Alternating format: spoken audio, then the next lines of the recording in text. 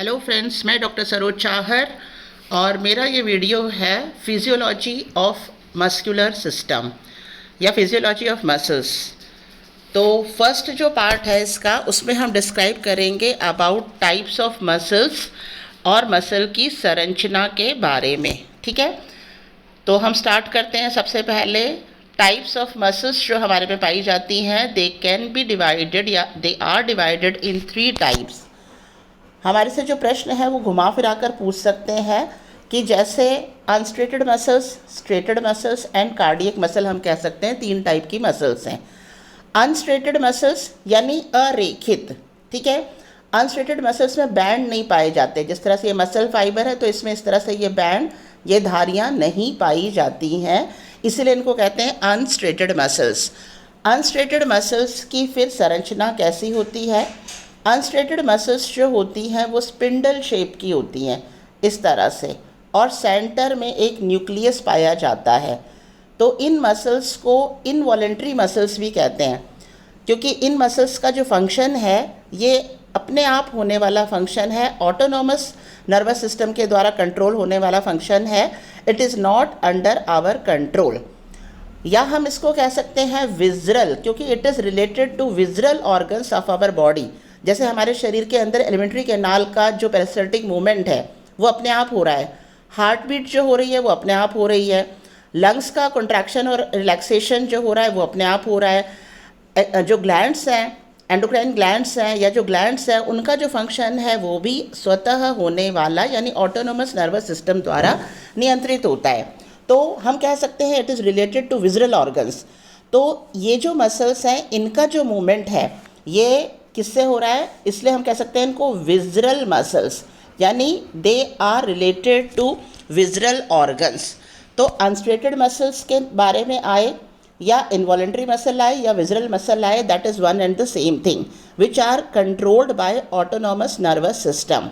दूसरी तरफ जो स्ट्रेटेड मसल्स हैं, स्ट्रेटेड नाम ही इसलिए है रेखित, यानी इसके अंदर डार्क और लाइट बैंड्स जो है वो alternate bands of dark and light regions are present.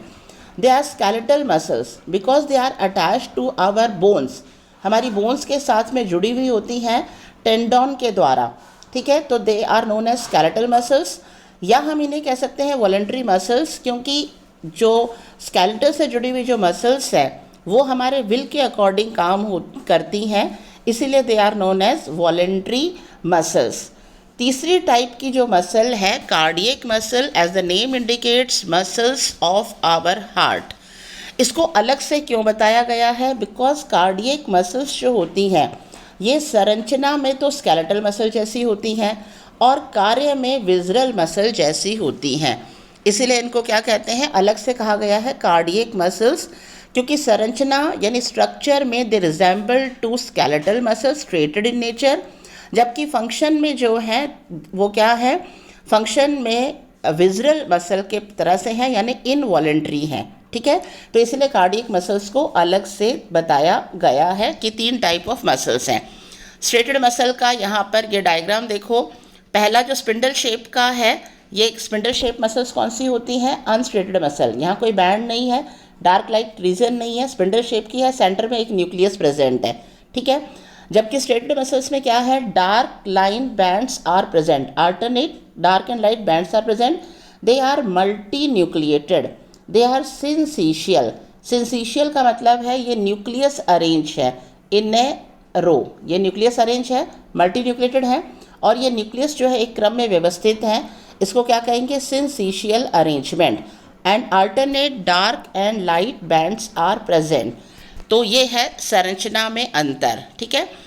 और जो जैसे यहाँ बताया था मैंने वही लिखा हुआ है, they are spindle in shape, they are uninucleated, single nucleus is present in the centre, और इनमें अनुप्रस्थ रेखाएं यानी cross striations are not present. जो अनस्ट्रेटेड मसल्स हैं या जो स्मूथ ये मसल्स हैं, they are slow and rhythmic in contraction, जबकि muscles which are related to our skeletal system यानी स्केलेटल मसल्स या स्ट्रेटेड मसल्स जो हैं इनका जो कंट्रैक्शन है ये फास्ट होता है, ठीक है, और ये हमारे कंट्रोल में होता है। तो this is about the types of muscles. Types of muscles को लेकर के क्वेश्चन घुमा फिरा कर किसी भी तरह से दें।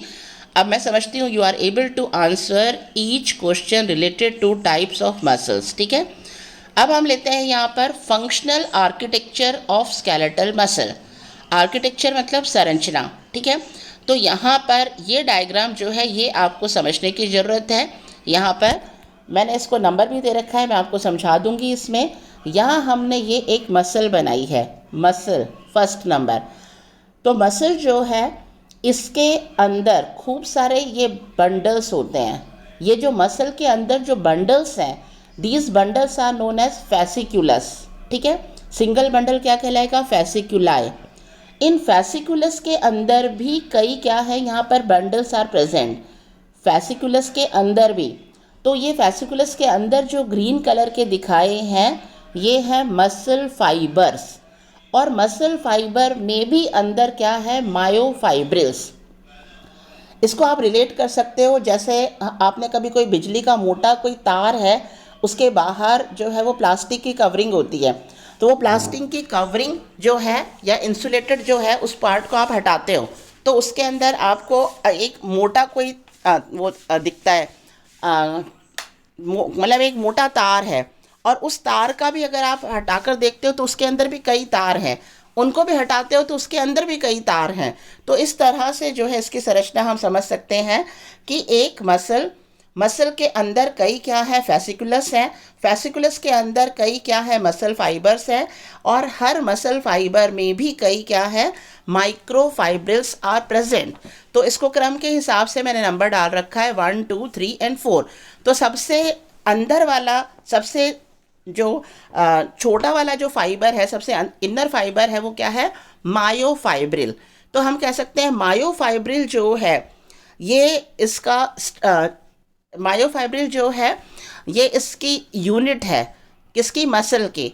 अभी मैंने बोला है unit, not a functional unit, क्योंकि मायोफाइब्रिल में भी फंक्शनल यूनिट प्रेजेंट होती हैं।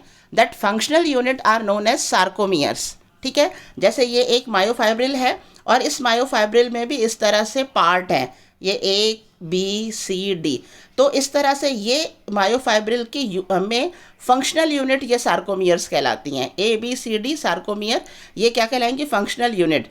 तो we can say that myofibril is a unit of muscle, लेकिन फंक्शनल यूनिट क्या है इसका? सार्कोमियर है। अब हम यहाँ पर देखें, मैंने मसल के बाहर की तरफ जो कनेक्टिव टिश्यू की लाइनिंग होती है, this lining is known as epimysium, यानी कनेक्टिव टिश्यू पूरा ब्लड सप्लाई वहाँ तक आना है। तो मसल के बाहर जो कनेक्टिव टिश्यू की जो लाइनिंग है, सीटी लेयर कनेक्टिव टिश्यू की जो लाइनिंग है, this is known as epimysium. ठीक है, फैसिकुलस के बाहर जो कनेक्टिव टिश्यू की लाइनिंग है that is known as perimysium, और मसल फाइबर के बाहर जो कनेक्टिव टिश्यू की लेयर है that is known as endomysium. ठीक है, तो इपीमाइसियम पूरे मसल के बाहर जो कनेक्टिव टिश्यू की लेयर है that is known as epimysium. Fasciculus के बाहर जो कनेक्टिव टिश्यू की लेयर है that is known as perimysium, and muscle fibre के बाहर जो कनेक्टिव टिश्यू की लेयर है वो है एंडो मतलब सबसे अंदर, मायो एंडोमाइसियम। ठीक है, तो ये डायग्राम आपको क्लियर हो गया होगा। अब हम लेते हैं यहाँ पर ये संरचना, हम देखें ये एक मसल फाइबर की संरचना यहाँ पर मैंने बताई है।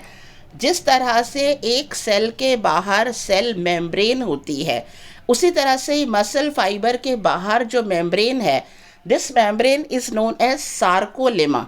यानी अब हर शब्द में हम आगे क्या डाल देंगे? सार्कोमियर क्या बताया था? It is a functional unit, it is a functional unit of muscle. तो उसके बाहर, तो इस फंक्शनल यूनिट के बाहर यानी यहाँ मसल फाइबर के बाहर की जो मेम्ब्रेन है, that membrane is known as sarcolemma. इसके अंदर जो द्रव भरा हुआ है साइटोप्लाज्म, साइटोप्लाज्म को यहाँ कह देंगे सार्कोप्लाज्म। ठीक है, इसके अंदर जो माइटोकॉन्ड्रिया है, माइटोकॉन्ड्रिया चाहिए क्योंकि मसल के कॉन्ट्रैक्शन और रिलैक्सेशन के लिए यानी उसके मूवमेंट के लिए क्या चाहिए? एनर्जी इज रिक्वायर्ड, और एनर्जी किसके द्वारा प्रोड्यूस होती है? Power house, that is mitochondria. तो माइटोकॉन्ड्रिया पाए जाते हैं इसमें। तो इसमें पाए जाने वाले mitochondria are known as mitochondria known as sarcomeres. ठीक है, सार्कोसोम्स। और उसमें जो एंडोप्लाज्मिक रेटिकुलम है, that endoplasmic reticulum is known as sarcoplasmic reticulum. ठीक है। सार्कोमियर यूनिट है, माइटोकॉन्ड्रिया का सार्कोसोम कहेंगे, ठीक है। इसके अलावा इसके अंदर गोल्जी कॉम्प्लेक्स भी होता है, लिपिड्स भी होते हैं और ग्लाइकोजन भी होते हैं। यानी जिस तरह से हम सेल में बाहर बोलते हैं सेल मेम्ब्रेन, यहाँ हम बोल देंगे सार्कोलेमा। सेल के अंदर जैसे साइटोप्लाज्म है, यहाँ हम बोल देंगे सार्कोप्लाज्म। सेल का जो माइटोकॉन्ड्रिया है उसको हम कह देंगे सार्कोसोम। सेल के अंदर जो एंडोप्लाज्मिक रेटिकुलम है इसको हम कह देंगे सार्कोप्लाज्मिक रेटिकुलम, ठीक है। और इस तरह से ये जो है मायोफाइब्रिल, ये मायोफाइब्रिल की संरचना बताई है, मायोफाइब्रिल की संरचना। और इसमें ये इसकी फंक्शनल यूनिट क्या है, sarcomere is the functional unit, ठीक है। अब हम लेते हैं यहाँ पर इस फंक्शनल यूनिट को भी, यानी सार्कोमियर को भी जो है इसके अंदर से संरचना किस तरह से है, इलेक्ट्रॉन माइक्रोस्कोप के अंदर अगर देखा जाता है तो इसमें जो है हम स्केलेटल मसल की बात कर रहे हैं, तो इसके अंदर डार्क और लाइट बैंड्स आर प्रेजेंट। इसमें जो डार्क बैंड होते हैं ये डार्क बैंड कहलाते हैं ए बैंड, फिर लाइट बैंड आई बैंड, फिर डार्क बैंड ए बैंड, फिर लाइट बैंड आई बैंड। अब यहाँ पर आप देखिए ए बैंड क्यों नाम दिया गया है। ए बैंड इसलिए नाम दिया गया है क्योंकि ये ए है एन आइसोट्रॉपिक। एन आइसोट्रॉपिक में आप यहाँ पर देखें, एन आइसोट्रॉपिन में, मैं इसको और थोड़ा इनलार्ज कर देती हूँ, यहाँ पर एन आइसोट्रॉपिन में दो तरह के फिलामेंट्स आर प्रेजेंट। एक तो ये ग्रीन कलर के मोटे फिलामेंट हैं और एक ये गुलाबी कलर का जो है थिन फिलामेंट प्रेजेंट है, ठीक है। ये प्रोटीन के बने हुए फिलामेंट है। मोटा जो फिलामेंट है this filament is known as myosin, और जो गुलाबी कलर का फिलामेंट है this filament is known as actin. यानी इलेक्ट्रॉन माइक्रोस्कोप के अंदर इसको देखा गया तो ये पाया गया कि इसमें दो तरह के फिलामेंट हैं, प्राइमरी फिलामेंट और सेकेंडरी फिलामेंट, इनको नाम दिया गया। प्राइमरी फिलामेंट थिन फिलामेंट है और सेकेंडरी फिलामेंट थिक फिलामेंट है। प्राइमरी फिलामेंट एक्टिव फिलामेंट है और सेकेंडरी फिलामेंट जो है ये एक्टिव नहीं है, ठीक है। तो जो एक्टिव नहीं है वो कौन से हैं, मायोसिन, और जो एक्टिव हैं वो कौन से हैं, एक्टिन। तो आप इनको नाम भी बहुत आसानी से याद रख सकते हो, एक्टिन एक्टिव शब्द से। एक्टिव यानी सक्रिय, सक्रिय कौन होता है, जो पतला होता है ना। और मायोसिन मोटा। वैसे तो मायोसिन का संबंध जो है मस्कुलर सिस्टम से है, लेकिन यहाँ हम याद रखने के लिए मायोसिन मोटा, तो मोटा यहाँ पर क्या है, मायोसिन है, ठीक है। और जो डार्क बैंड है, ए बैंड है, इसके अंदर इसको एन आइसो क्यों बोला है, क्योंकि इसमें ये मायोसिन वाला पार्ट भी है और इसमें ये जो है एक्टिन वाला पार्ट भी प्रेजेंट है, इसलिए इसको बोला है एन आइसोट्रोप। तो इसके अंदर यहाँ से यहाँ तक का जो पार्ट है जिसमें दोनों प्रकार के बैंड हैं ये कंपैरेटिवली ज़्यादा डार्क है, और ये जो बीच वाला पार्ट है यहाँ से यहाँ तक का पार्ट है ये वाला, ये कंपैरेटिवली लेस डार्क है। तो जो कंपैरेटिवली लेस डार्क पार्ट है बीच का वो कहलाता है एच जोन। वो क्या कहलाता है, एच जोन कहलाता है। एच जोन में भी बिल्कुल सेंटर में एम लाइन प्रेजेंट है। क्या है, एम लाइन, यानी ये थोड़ी डार्क लाइन है। तो इस तरह से ए बैंड जो है, इस ए बैंड में भी पोर्शन बन गए हैं। कौन सा पोर्शन बन गए, ये ज़्यादा डार्क वाला, ये कम डार्क वाला, फिर ये ज़्यादा डार्क वाला। तो ये जो ज़्यादा डार्क वाला पार्ट है इस पार्ट में दोनों तरह के फिलामेंट आर प्रेजेंट, एक्टिन और मायोसिन, जबकि एच जोन जो है इसके अंदर ओनली मायोसिन इज प्रेजेंट। और वापस ये जो ज़्यादा डार्क वाला है इसके अंदर both type of filament are present, यानी प्राइमरी एंड सेकेंडरी, और we can say actin and myosin both are present, ठीक है। और एच में भी बिल्कुल सेंटर में ये ज़्यादा डार्क पार्ट है, this is known as M line, जो ए को दो बराबर भागों में बांटता है। इसके ए के दोनों साइड में क्या है, आई बैंड, दोनों साइड में क्या है, I band. I stand for isotropin, iso मतलब एक ही प्रकार का, आई बैंड में केवल एक ही प्रकार का क्या है, फिलामेंट है, और वो फिलामेंट कौन सा है, वो प्राइमरी फिलामेंट है, यानी एक्टिन फिलामेंट प्रेजेंट है। क्योंकि एक ही तरह का फिलामेंट प्रेजेंट है इसीलिए इस पार्ट को क्या कहेंगे, आई बैंड कहेंगे। आई बैंड के बिल्कुल सेंटर में, आई बैंड के बिल्कुल सेंटर में एक डार्क लाइन प्रेजेंट होती है, this line is known as Z line, this line is known as Z line. और वैज्ञानिक के नाम के आधार पर इसको कहा है Krause's membrane which is present in I band, जो आई बैंड को दो बराबर भागों में बांटती है। और एक सार्कोमियर जो है, इसकी ये कहाँ से कहाँ तक होता है, कंप्लीट ए बैंड, और इसके तरफ का ये आधा आई बैंड और इस तरफ का आधा आई बैंड, तो हम कह सकते हैं half I band plus A band plus half I band, ये मिलकर बनाते हैं सार्कोमियर। ये है फंक्शनल यूनिट ऑफ मायोफाइब्रिल। ठीक है, तो इस तरह से आपको ये ध्यान रखें, I band A band alternate present है। ए बैंड के अंदर भी सेंटर में जो कम डार्क है वो है एच जोन। एच जोन के अंदर जो है सेंटर में एक महीन लाइन है जो उससे डार्क है, एम लाइन, जो एच जोन को दो बराबर भागों में बांट रही है, या हम कह सकते हैं ए बैंड को दो बराबर भागों में बांट रही है। आई बैंड के सेंटर में एक लाइन है, जेड लाइन, जो आई जोन को दो भागों में बांट रही, आई बैंड को दो बराबर भागों में बांट रही है। ठीक है, तो इस तरह से ये डायग्राम आपको याद रखना है। और ये आपको बता ही दिया, ग्रीन जो कलर है ये दिखा रहा है मायोसिन जो थिक फिलामेंट है, और जो गुलाबी है वो दिखा रहा है एक्टिन जो थिन फिलामेंट है, यानी प्राइमरी फिलामेंट के नाम से आपके बुक में दे रखे हैं। ए बैंड की जो लंबाई होती है वो होती है 1 म्यू, आई बैंड की टोटल लंबाई होती है 1.6 म्यू, लेकिन आधा आई और आधा आई यहाँ का शामिल है, तो टोटल सार्कोमियर की लंबाई कितनी हो गई, 2.6 म्यू हो जाती है। ठीक है, तो ये डायग्राम आपको जो है याद रहेगा। अब हम लेते हैं जो आपकी बुक के अंदर ये डायग्राम दे रखा है, यह आप देखें, फर्स्ट डायग्राम वही मसल बता रखी है, और एक मसल के बाहर की ये मसल, और जो मसल है स्केलेटल मसल है, ये अपने दोनों साइड से एक टेंडोन की सहायता से it is attached with the skeleton. ठीक है, bones, it is attached with the bone with the help of tendon. अब इसके अंदर बता रखा है मसल फाइबर, इसके अंदर जो है मसल के अंदर फेसिकुलस प्रेजेंट है। क्या है, फेसिकुलस ऑफ मसल फाइबर्स, यानी फेसिकुलस हैं, और फेसिकुलस में अंदर क्या है, मसल फाइबर्स हैं। ठीक है, फिर ये सिंगल मसल फाइबर का डायग्राम बनाया है जिसमें dark band light band, dark band light band बताए गए हैं, और सिंगल मसल फाइबर के अंदर भी, सिंगल मसल फाइबर के अंदर भी क्या है, मायोफाइब्रिल है, और ये मायोफाइब्रिल की ये संरचना, और मायोफाइब्रिल की संरचना में ये ए बैंड आई बैंड दोनों साइड में, आई के बीच में ये जेड लाइन है, तो ये हो गया सार्कोमियर। ठीक है, और एच जोन कौन सा है, ए बैंड के बीच में जहाँ पर जो है केवल मायोसिन जो प्रेजेंट है। ठीक है, तो वहाँ पर वो क्या है, एच जोन है। तो इस तरह से ये आपकी बुक में भी बता रखा है ये वाला डायग्राम, और ये इसके बारे में कि इलोंगेटेड होते हैं, मल्टी न्यूक्लिएटेड होते हैं, सार्कोलिमा, उसके बाहर की जो मेम्ब्रेन है plasma membrane that is known as sarcolemma, cytoplasm जो है that is known as sarcoplasm. केवल इंग्लिश वाले शब्द आप उठाओ इसमें, माइटोकॉन्ड्रिया जो मैंने वहाँ पर गलती से लिख दिया था, माइटोकॉन्ड्रिया को सार्कोसोम्स कहते हैं। ठीक है, वो सार्कोमियर उसकी यूनिट है, फंक्शनल यूनिट है। इसके अलावा इसके अंदर क्या बताया था, Golgi complex, lipid and glycogens are present, sarcoplasmic reticulum, इसका जो रेटिकुलम है that is known as sarcoplasmic reticulum, dark और लाइट बैंड्स आर प्रेजेंट। केवल इंग्लिश वाले शब्द आप यहाँ देखें, डार्क और लाइट बैंड्स आर प्रेजेंट, जो एक दूसरे के एकांतर क्रम में व्यवस्थित हैं, एकांतर क्रम में व्यवस्थित कर हैं।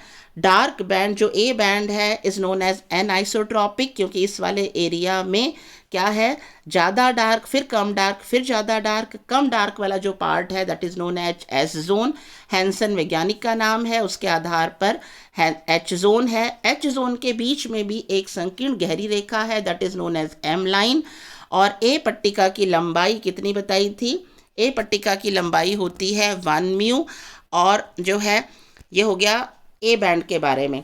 अब हम लेते हैं यहाँ पर आई बैंड के बारे में। आई बैंड जो है ये क्या कहलाते हैं, आइसोट्रोपिक बैंड है, क्योंकि इसमें केवल क्या उपस्थित है, एक्टिन आर प्रेजेंट। ठीक है, तो इसमें जो है केवल एक्टिन प्रेजेंट है, इसलिए ये एक ही प्रकार का फाइबर प्रेजेंट है या प्रोटीन प्रेजेंट है, इसलिए इसको क्या कहेंगे, आइसोट्रोपिक बैंड कहेंगे।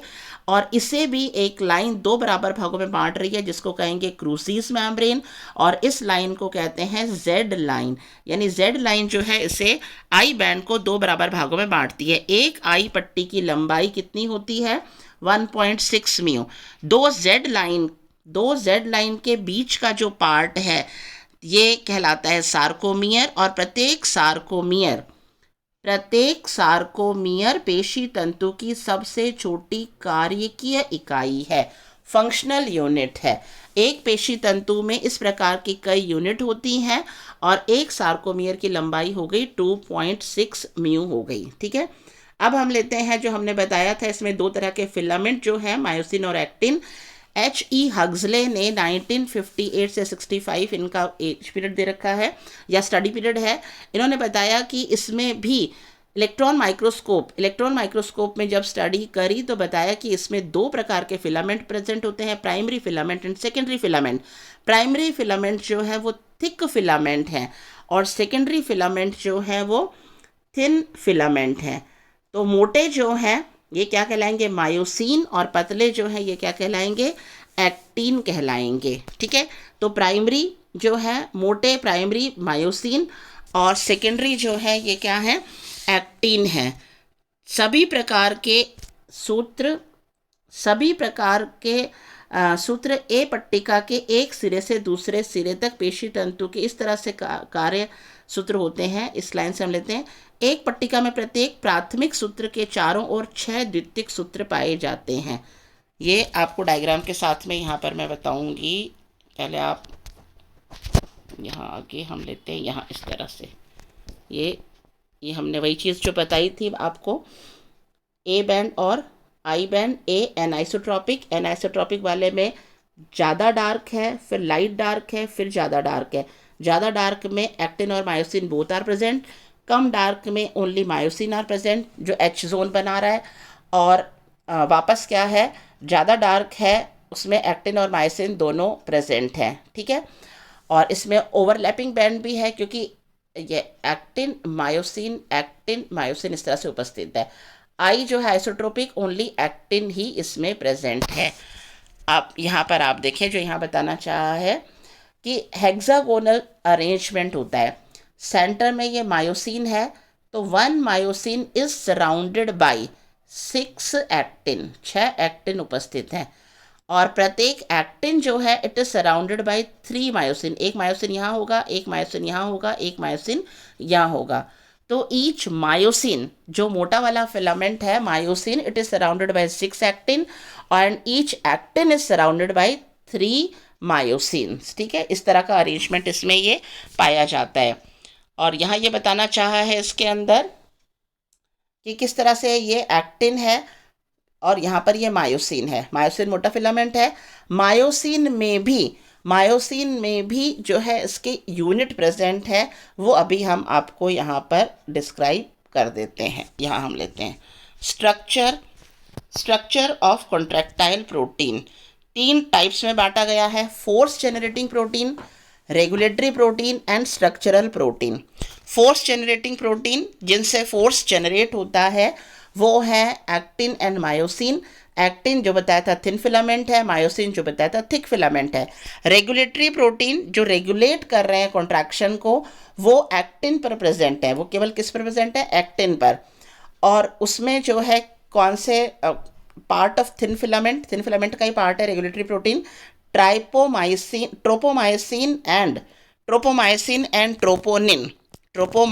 And troponin.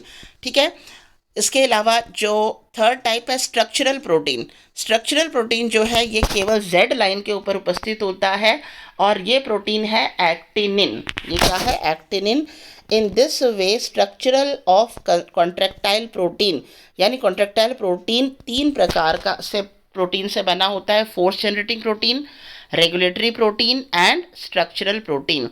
स्ट्रक्चरल प्रोटीन केवल जेड लाइन पर उपस्थित है, जिसको कहेंगे एक्टिनिन। रेगुलेटरी प्रोटीन केवल एक्टिन पर प्रेजेंट है, यानी थिन फिलामेंट पर प्रेजेंट है, which is known as tropomyosin and troponin. और फोर्स जनरेटिंग प्रोटीन है एक्टिन एंड मायोसिन। अब हम इसका स्ट्रक्चर यहाँ पर लेते हैं फोर्स जनरेटिंग प्रोटीन का, जो कौन से हैं, actin and myosin. Actin thin filament है, मायोसिन थिक फिलामेंट है। तो यहाँ आप देखें, एक्टिन जो है इसके यूनिट है ग्लोब्यूलर प्रोटीन। ये गोल शेप के प्रोटीन है। ये गोल शेप के जो प्रोटीन है ग्लोब्यूलर प्रोटीन, ये मैग्नीशियम की उपस्थिति में क्या बनाते हैं, अपने आप को पॉलीमराइज कर लेते हैं, एक जो है लेयर में अरेंज कर लेते हैं, और इसको कहेंगे फिलामेंट। क्या कहेंगे? एफ एक्टिन, यानी एफ यानी फिलामेंट है एक्टिन का। और इस तरह से एक्टिन जो है, इसमें दो फिलामेंट एक दूसरे के ऊपर हेलिकली अरेंज्ड होते हैं।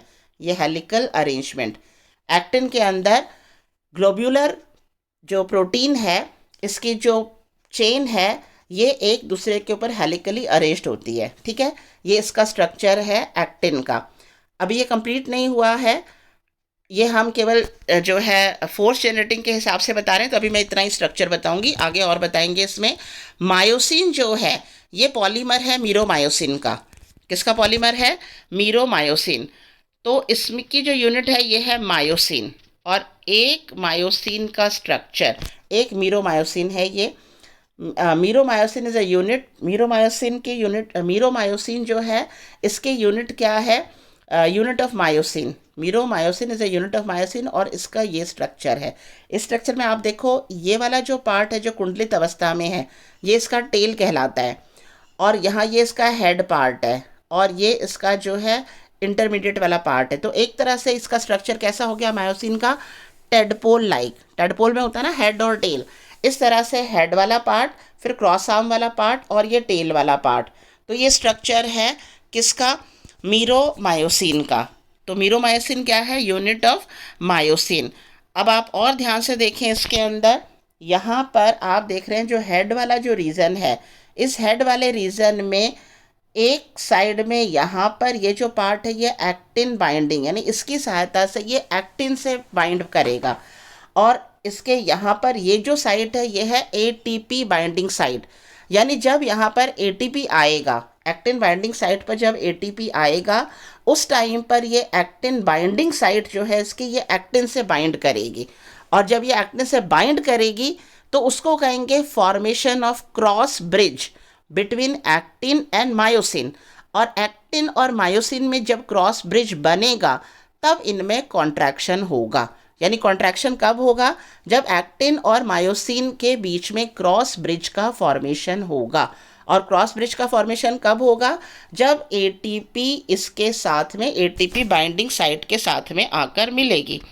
और ये इस तरह का स्ट्रक्चर बनता है, ये इस तरह का स्ट्रक्चर बनता है। ये मीरोमाइसिन है, 1 2 3 4 5 6, इस तरह से बाहर की तरफ ये डायरेक्टेड है। ये हेड वाला पार्ट बाहर की तरफ डायरेक्टेड है, जिसमें दो पोर्शन है। एक पोर्शन तो क्या है? एटीपी बाइंडिंग वाला साइड, और दूसरा पोर्शन क्या है? एक्टिन बाइंडिंग वाला साइड। तो एटीपी आएगा, जुड़ेगा, तो एक्टिन बाइंडिंग साइट एक्टिव होगा, और उसकी सहायता से वो एक्टिन से जुड़ेगा। तो इस तरह का इसका अरेंजमेंट होता है। और इनके और जो है एक्टिन के बीच में जो है क्या बनेगा? क्रॉस ब्रिज फॉर्म होगा, तो ही कॉन्ट्रैक्शन स्टार्ट होगा। इसी चीज़ को बताया गया। नंबर ऑफ पॉलीपेप्टाइड इन मीरोमाइसिन। मीरोमाइसिन में जो पॉलीपेप्टाइड हैं वो 6 हैं। 4 क्रॉस आर्म में है, 2 टेल वाले पार्ट में है। तो जो क्रॉस वाला, जो 4 क्रॉस आर्म है, इसको क्रॉस आर्म में है, तो हम कह सकते हैं ये हैवी पार्ट है, हैवी पार्ट है मीरोमायोसिन का। और जो हल्का पार्ट है वो कौन सा है? टेल वाला पार्ट है। टेल में 2 पॉलीपेप्टाइड हैं, और 4 किस में है? क्रॉस आर्म में। क्रॉस आर्म के 2 हिस्से हैं, एक तो ग्लोब्यूलर हेड वाला पार्ट बना रहा है, और एक शॉर्ट आर्म बीच की, जहाँ से वो टर्न हो रहा है। तो इस तरह से मीरोमायोसिन जो है, इसमें नंबर ऑफ पॉलीपेप्टाइड कितने हो गए? 6 हो गए। ठीक है, ये स्ट्रक्चर बहुत इंपॉर्टेंट है। अब हम लेते हैं structure of regulatory protein. Regulatory protein में क्या बताया था? एक्टिन फिलामेंट से ही संबंधित है। तो एक्टिन फिलामेंट से संबंधित है, और इसमें 2 तरह के जो प्रोटीन हैं वो है tropomyosin and troponin. Tropomyosin and troponin. पहले मैं आपको यहाँ इसको स्ट्रक्चर बता दूं। जैसे यहाँ पर ये जो गोल गोल जो संरचना करके जो चेन बना रखी है, ये तो बना रखे हैं फिलामेंट। ये तो बना रखे हैं फिलामेंट किसके? एक्टिन के। और इस एक्टिन फिलामेंट के बाहर आवरण है ये रेड कलर का। ये रेड कलर का आवरण पूरे के ऊपर जो है, ये है ट्रोपोमाइसिन। क्या है ये? ट्रोपोमाइसिन। ठीक है, और ये ट्रोपोमाइसिन एक तरह से जो एक्टिन है, इस पूरे के को इंसुलेट कर रहा है। इंसुलेट कर रहा है मतलब आवरण बना रखा है। तो आवरण बना रखा है, जब तक ये पूरा रहेगा तब तक जो है मायोसिन इसके साथ में क्रॉस ब्रिज नहीं बना पाएगा, और मायोसिन क्रॉस ब्रिज नहीं बना पाएगा मतलब कॉन्ट्रैक्शन नहीं होगा। ट्रोपोमायोसिन के यहाँ बीच बीच में उपस्थित है ट्रोपोनिन। तो ट्रोपोनिन एक्चुअली में क्या है, ट्रोपोनिन कॉम्प्लेक्स प्रोटीन है, कॉम्प्लेक्स प्रोटीन है, कंटिन्यूस प्रेजेंट नहीं है ये एक्टिन के ऊपर, ये रेगुलर इंटरवल में प्रेजेंट है, रेगुलर इंटरवल में प्रेजेंट है, बराबर अंतराल पर उपस्थित है, और इस किसके ऊपर, ट्रोपोमायोसिन के ऊपर इक्वल इंटरवल पर या रेगुलर इंटरवल पर प्रेजेंट है ट्रोपोनिन। ट्रोपोनिन कॉम्प्लेक्स है तो इसमें 3 पार्ट हैं। एक पार्ट इसका कहलाता है टीपीसी, ट्रोपोनिन का सी साइट, यानी वो साइट जहाँ से ट्रोपोनिन कैल्शियम से जुड़ेगा। टीपी का टी साइट, यानी इस वाले भाग से ये किससे जुड़ा हुआ है, ट्रोपोमाइसिन से जुड़ा हुआ है, किससे जुड़ा है, ट्रोपोमाइसिन से। और टीपीआई यानी ये वो वाला भाग है जो एक्टिन और मायोसिन का जो हेड है इसके बीच में एक आवरण बना रहा है, यानी टीपीआई इनहिबिट कर रहा है, inhibit interaction of actin and myosin. कैसे इनहिबिट कर रहा है, एक मास्क बना रहा है, एक आवरण बना दिया इसने एक्टिन और मायोसिन के बीच में, मायोसिन के हेड में, मीरो मायोसिन वाले हेड वाले पार्ट में और एक्टिन के बीच में इसने एक आवरण बना दिया। तो इस तरह से जो ट्रोपोनिन है, troponin is a complex protein, regular interval पर प्रेजेंट है ट्रोपोमाइसिन के। ये ट्रोपोमाइसिन तो पूरे आवरण पर प्रेजेंट है एक्टिन के, तो इसलिए इसको यहाँ बता दिया ट्रोपोमाइसिन। और ये 3 का कॉम्प्लेक्स है ट्रोपोनिन। टीपीसी यानी इट इज़ ए साइट जहाँ से कैल्शियम जुड़ेगा, और टीपीटी जो किससे जुड़ा हुआ है, ट्रोपोमाइनिन से जुड़ा हुआ है, ठीक है। और टीपीआई जो एक्टिन और मायोसिन का जो हेड है इसके बीच में एक आवरण बना रहा है, इनहिबिट कर रहा है उसको, जो है जुड़ने से एक्टिन को मायोसिन से एक मास्क बना रहा है, ठीक है। ट्रोपोमायोनिन भी देखो, ट्रोपोमायोनिन भी इनहिबिट कर रहा है, लेकिन ट्रोपोमायोनिन जो है ट्रोपोमायोसिन जो है ये इनहिबिट कर रहा है पूरा आवरण बना करके, ये पूरा आवरण बनाकर कर रहा है। जबकि ट्रोपोनिन की जो 3 यूनिट यहाँ यहाँ यहाँ ये तिकड़ी उपस्थित है इसकी ट्रोपोनिन की, ट्रोपोमायोसिन पर, TPC, TPT and TPI. TPT वो भाग है जो किससे जुड़ा हुआ है, ट्रोपोमायोसिन से जुड़ा हुआ है, और ये बाहर की तरफ टीपीसी और टीपीआई क्या कर रही है, इन दोनों के बीच में उपस्थित है, ठीक है। अब जैसे ही, अब इसका बताएंगे फंक्शन कैसे हो रहा है, उस समय यहाँ पर आपको ये बता दिया, ठीक है।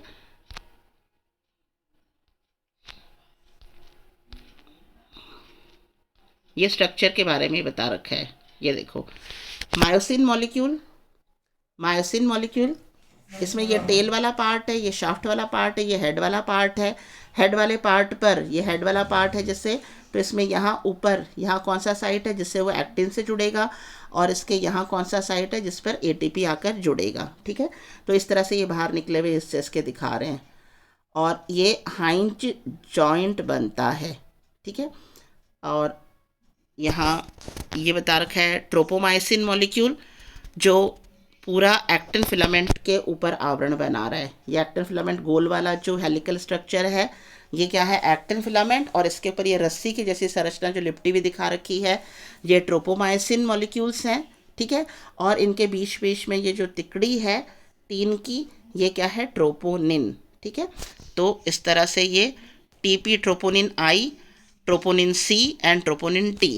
ट्रोपोनिन आई जो एक्टिन और इसको आपस में मायोसिन को जुड़ने नहीं देगी, बीच में मास्क बना रखा है।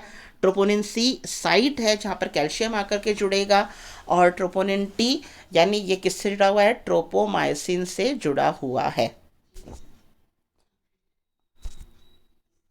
तो ये इसके स्ट्रक्चर के बारे में। और ये क्रॉस ब्रिज बनना, ये मायोसिन फिलामेंट है अंदर वाले, और बाहर वाले क्या है, एक्टिन है ना। एक myosin is surrounded by 6 actin, बताया था, 1 myosin is surrounded by 6 actin and 1 actin is surrounded by 3 myosin. तो इनमें जब क्रॉस ब्रिज, अभी ये क्रॉस ब्रिज बना हुआ नहीं है, जब क्रॉस ब्रिज बनता है तो कॉन्ट्रैक्शन होगा, और क्रॉस ब्रिज बना हुआ नहीं है इसका मतलब ये रिलैक्स अवस्था में है। किस अवस्था में है, ये रिलैक्स अवस्था में है, और क्रॉस ब्रिज बनेगा तब ये किस अवस्था में हो जाएगी, फंक्शनल। तो ये स्ट्रक्चर के बारे में, ये स्ट्रक्चरल के बारे में कंप्लीट हो गया। अब हम लेंगे इसका सेकेंड पार्ट। सेकेंड पार्ट जो है वो होगा कॉन्ट्रैक्शन, कि किस तरह से मसल में कॉन्ट्रैक्शन होता है। तो स्ट्रक्चर का टॉपिक आज कंप्लीट होता है और नेक्स्ट जो यूट्यूब है उसमें हम करेंगे contraction. That's all about the topic.